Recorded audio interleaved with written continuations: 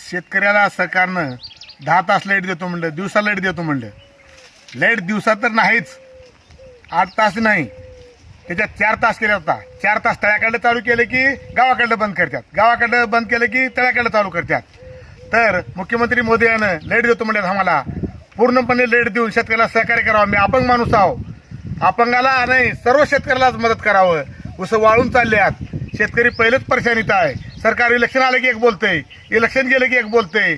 आणि हे कर्मचारी आम्ही 10 शिवाय ड्युटीला येत नाही म्हणतात, ड्यू गेलं तर आम्ही काय करावं म्हणतात. इंजिनियर तर बघायचेच नाही. वरले लोक 8 तास लेट आहे म्हणतात, खाली लोक 4 तास दिले आहेत. 4 तासात 2 तास चालले आहेत, 2 तास रावलेले. तर दंडात पाणी पडले की उसाला तर पाणी पोहोचतच नाही.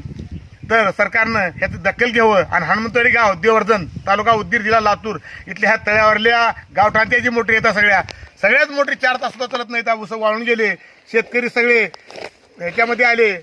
तरी शेतकऱ्याला सहकार्य करून सरकारनं थोडं ध्यान द्यावं. ह्या लाईटसाठी उदगीर तालुक्यामध्ये देवर्धन गाव, हनुमंतवाडी गावामध्ये लाईटसाठी ऊस वाळून गेले. कर्मचारी ड्युटी करायला तयार नाहीत. इकडे एक थंब द्यावं. लाईनमॅन कवा ड्युटीवर आला, अंगठा लावला, घरला कवा गेला, तर प्रत्येक ग्रामपंचायतला एक थंब द्यावं. त्यानं येऊन अंगठा लावावं आणि ड्युटीवर राहावं, त्याची ड्युटी करावं, तर त्याला पगार पडावं. नाहीतर ड्युटी ह्यांच्या पगारी बंद करा. आम्ही लाईट चालू करू, आम्ही बंद करू शेतकरी. बस, माझं दुसरं म्हणणं नाही. देवेंद्र फडणवीस साहेब, इलेक्शनमध्येच बोलू नका तुम्ही, थोडं लक्ष द्या. आता तिकडे बंगालला इलेक्शन चालू आहे, तिकडे जाऊ नका, इकडे या आणि थोडं व्यवस्थितपणे महाराष्ट्राला लक्ष द्या. विदर्भासारखं आम्हाला बी बघा.